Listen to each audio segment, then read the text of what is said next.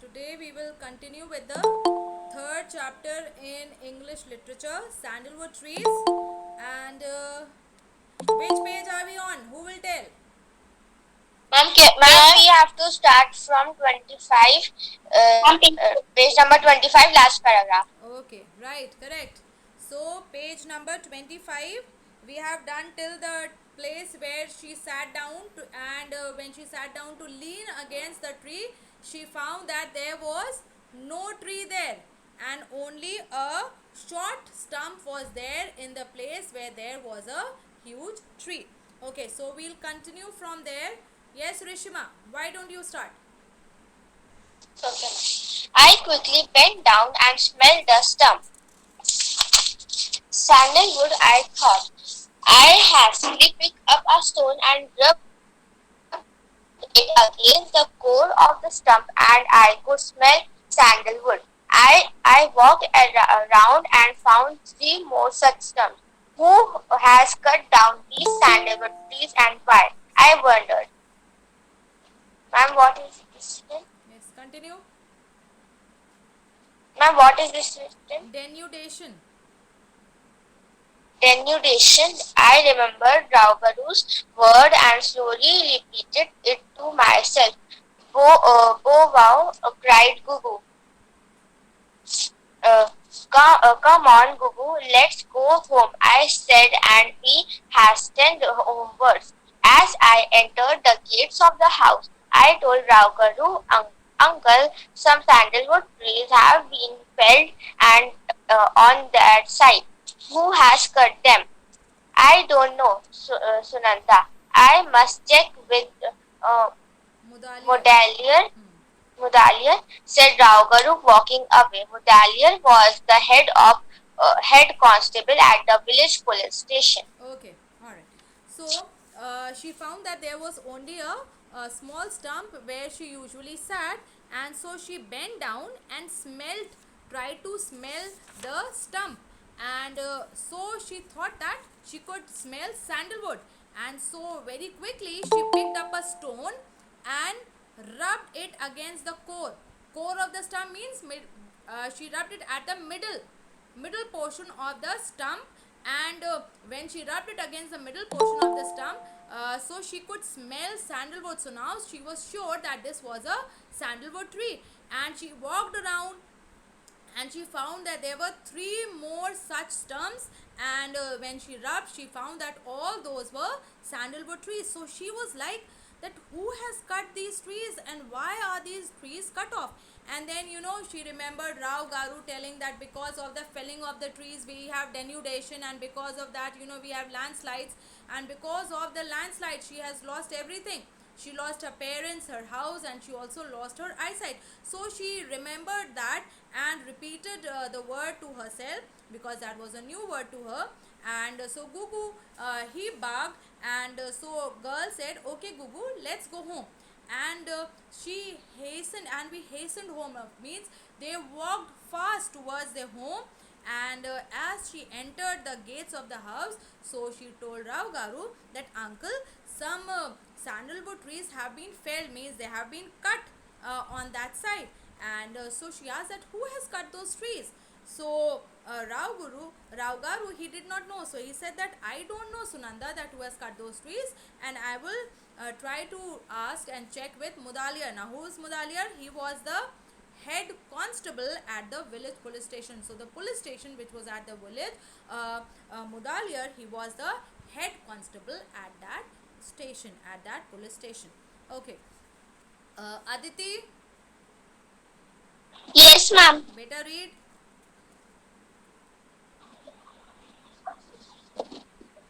The next day, after my usual stroll with Gugu, I had fresh news for Raugaru. More sandalwood trees had been cut, but Raugaru was emphatic. Sunanda, I have asked Mudaliar. He says the area and the sandalwood trees are well protected and no one can break a single twig. Surely, said Mami, supporting me. Sunanda couldn't be imagining all she said. In fact, continued Raugaru, Mudaliar was quite upset and asked me to tell Sunanda that she should not spread such rumors anymore. Well, who would take a blind girl of 13 seriously? I murmured unhappily. Come, Sunanda, don't feel so upset about it. Mommy put her arm round my shoulders and comforted me. Okay, But beta. I was Okay. And so, Raugaru said that he will check with Mudaliar. And the next day, again, when she went for her walk with her dog Gugu, she again brought fresh news for Raugaru. And what she found that more sandalwood trees they had been felled, they had been cut. But Raugaru, he was emphatic, means he was stressing the fact that no, Sunanda, he said that no, this can't be, because I've asked Mudaliar and he told me that the whole area is very nicely protected and no one can break even a single twig. So how are you saying that entire so many trees have been cut? So he was not willing to believe Sunanda, because Mudaliar said something else. But Mami, Rao Garu's wife, she supported Sunanda and said that obviously now if Sunanda is saying all this, then obviously it is not that she is imagining. Just like that, she is saying all these things.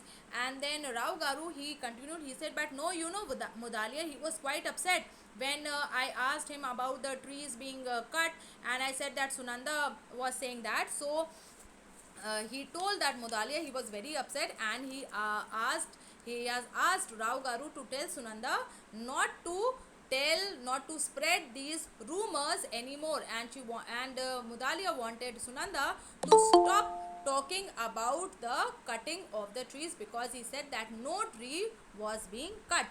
And so Sunanda, she was very unhappy and she was like that, who will take a girl of 13 years, and that also a blind girl, seriously, means even I'm telling, who will believe me because I can't see? But Mami, she comforted Sunanda, put her arm around her and said that, come on Sunanda, you don't be so upset about it. Okay, is Natik there? Natik, are you there? Alokik? yes, ma'am. Yes, beta, continue.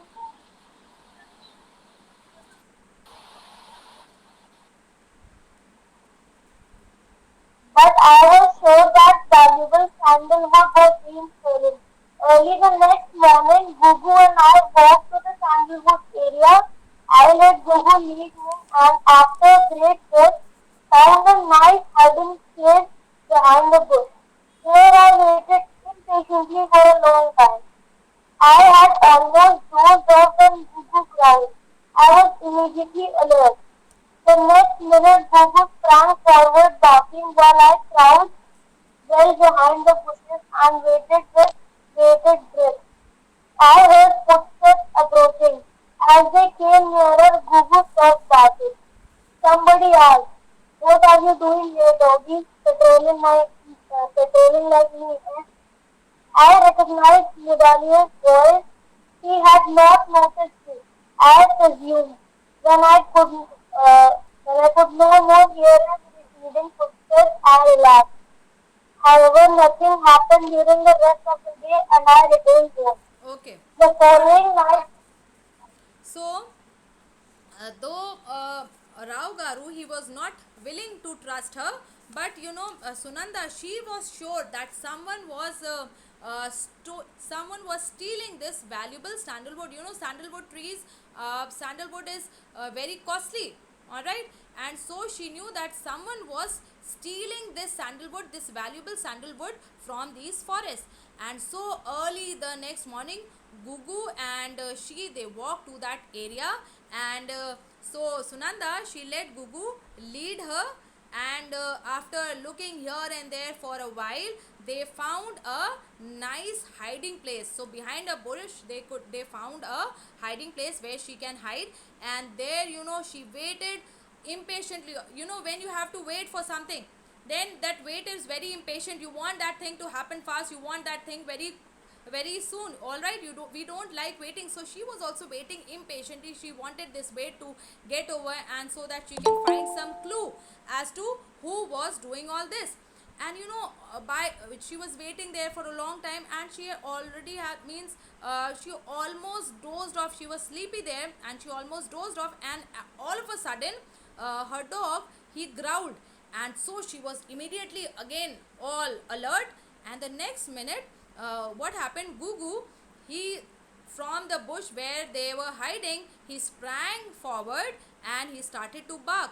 And while Sunanda, she was still there, hiding, crouching behind the bushes, and she waited with bated breath. Bated breath means she was holding her breath because of suspense. She did not know that who was there or at who the dog was barking.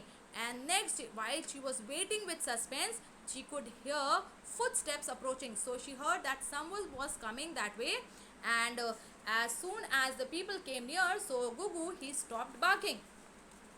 And somebody said, "What are you doing here, doggy? Patrolling like me?" So some means they were not able to see Sunanda. Sunanda thought that maybe they were not able to see her because she was hiding behind the bushes. And so somebody asked the dog, because if you remember, the doggy has moved forward, he have jumped forward, and he was not there in hiding. So someone asked the doggy that, "You are also, what are you doing here, doggy? Are you also patrolling the area like me?" So Sunanda recognized that this was Mudaliar's voice, and she presumed that she supposed that Mudalia has not noticed her. And uh, when I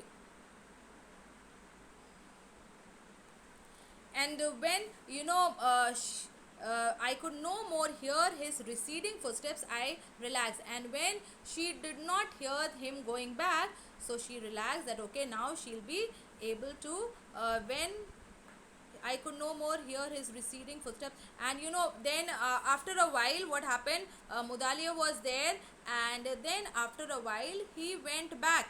And when she could not hear his footsteps any longer, then she relaxed, because till that time she was like a little afraid, because she could not see while Mudalia could see well. And so she was afraid, what if she found her hiding behind the bushes? So when he was no longer, his footsteps were no longer heard, so now she relaxed.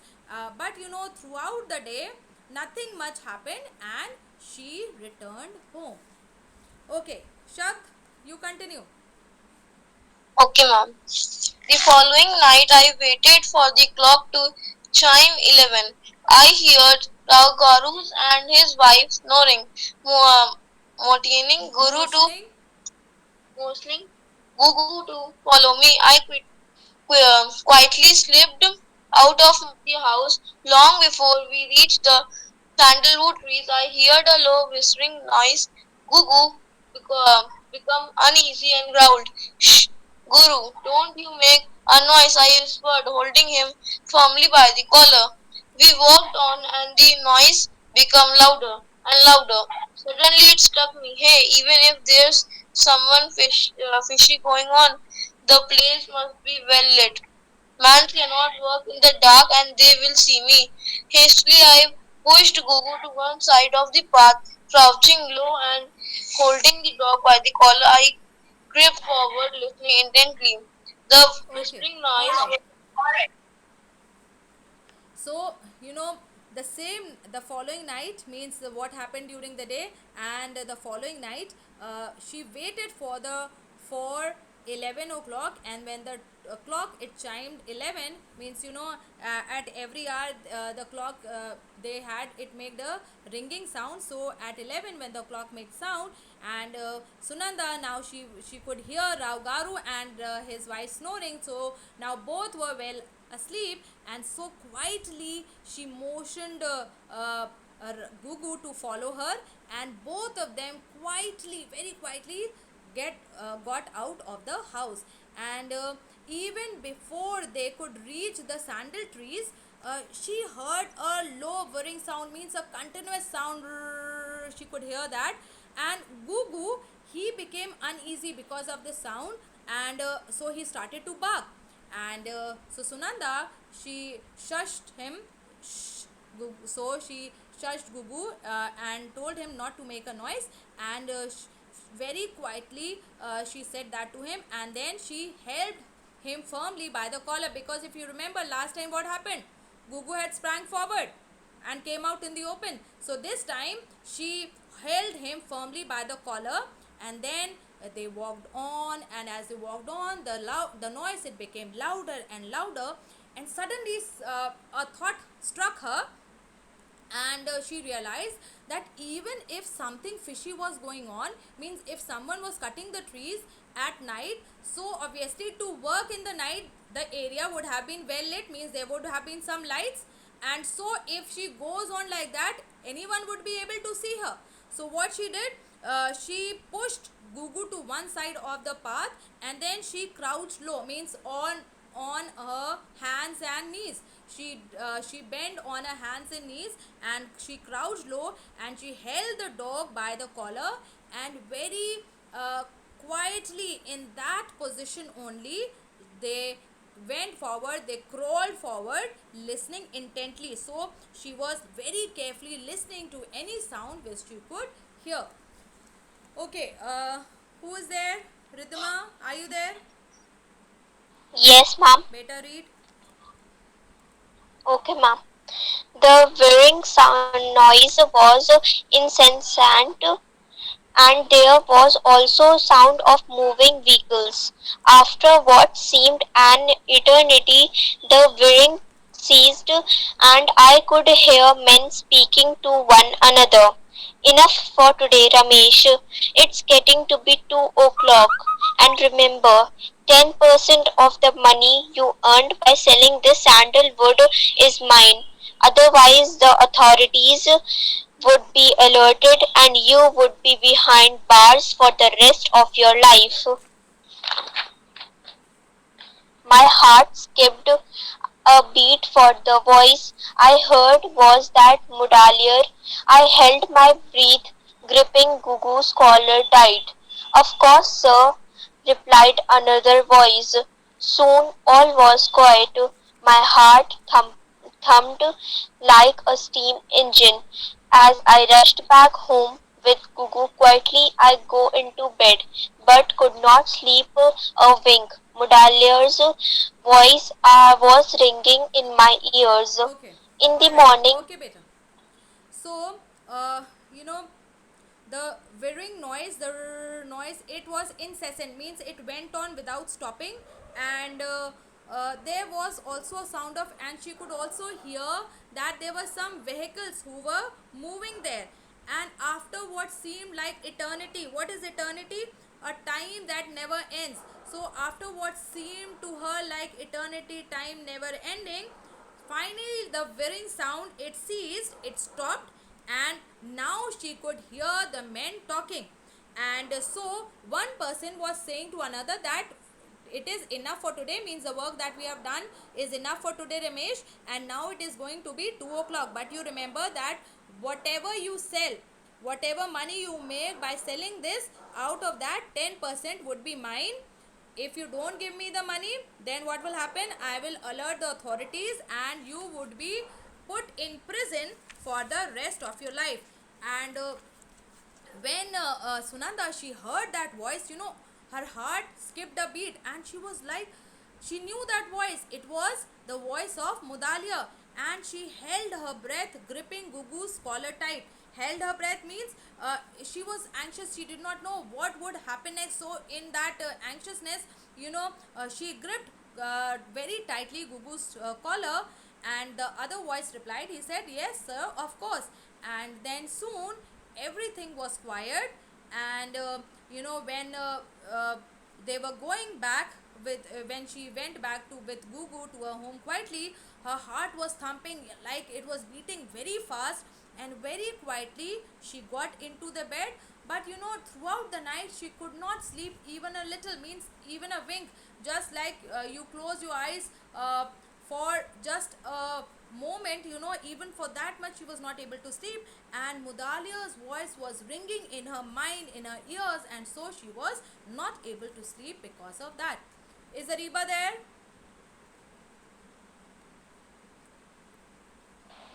Okay, who else wanted to read?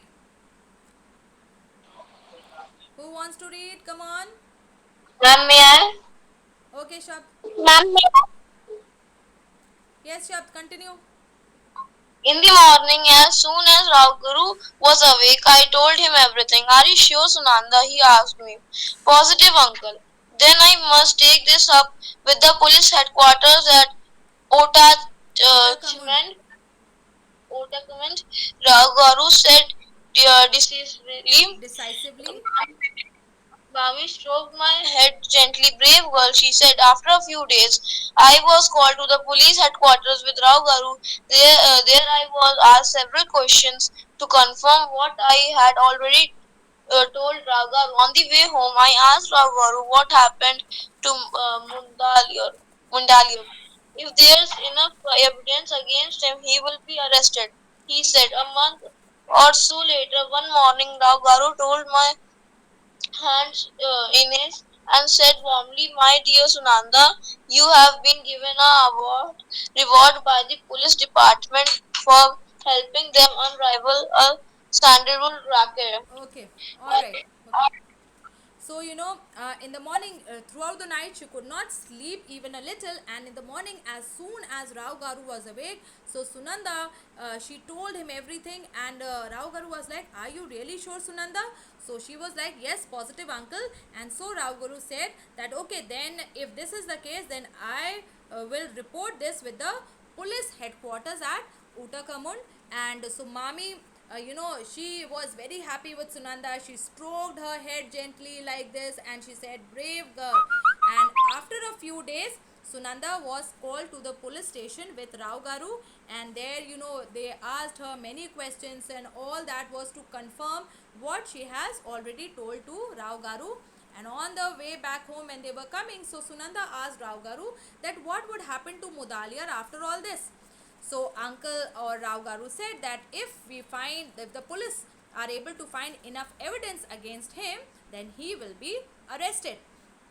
And so after a month or so, one morning, Rao Garu, he took Sunanda's hand in his and said with affection that, "My dear Sunanda, you have been given a reward by the police department because you helped them to solve the sandalwood racket, or this dishonest illegal activity that was going on in this area. You were able to, because of you, they were able to solve them." And so the police had given Sunanda a reward. Yes, Aditi, continue. I grabbed both his hands and pressed them to my lips. Oh, wonderful, cried Mami. I'll make pasam today and offer it to Lakshmi Devi. What is more, said Rao Garu, I have decided to admit Sunanda in the National School for the Blind. Sunanda, there you will learn a useful vocation. I'll put your reward money in the bank. It will help you get a good start in life. I wanted to thank Rao Garu, but words failed me. I was too overwhelmed. Okay. And so, Sunanda, she took both Rao Garu's hand in her hand, and she pressed them to her lips, like took his hands and pressed it to her lips. And she was so happy, she did not know what to say. And Mami, she was very happy, and with she said, "Oh, wonderful." And so because of this happy news, I will make some payasam today, and then I will offer it as a sacrifice to Lakshmi Devi, as an offering, not sacrifice, as an offering to Lakshmi Devi. And so Rao Garu said, "But this is not enough, there is more also." And he said that, "I have decided that I will admit Sunanda in the National School for Blind." And then, earlier, if you remember, Sunanda was not willing to go to the village school because she said that everyone will laugh at her. But now he said that, "Okay, I will admit you to the national school, which is for the blind only." And then he tells Sunanda, "Then if you go there, then you will be able to learn a useful vocation." Means you will learn a work through which you can earn your livelihood there. And he said that whatever money you have got as reward, I will put that money in the bank, And when you start your new life, this money will help you in starting that good life. And so Sunanda, she wanted to thank Rao Garu for what he has done for her, but words fail me. Means she could not find words enough uh, to thank what he has done for her. I was too overwhelmed. Means she was too overwhelmed. She was too overcome by emotion, by the sudden emotion, that she was not able to even thank him properly. Okay, so that was the story. Have you all liked the story? Yes, ma'am. Yes, ma'am. Okay, so tell me, Yes, what ma'am. Yes. what do you learn from this story?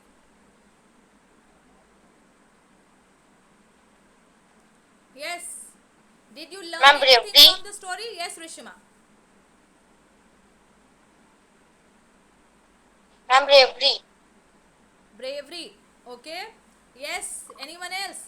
Shab? Ma'am, ma'am, that nothing is impossible in this world. Okay, right. Nothing is impossible in the world. Yes, Alokik. What do you think?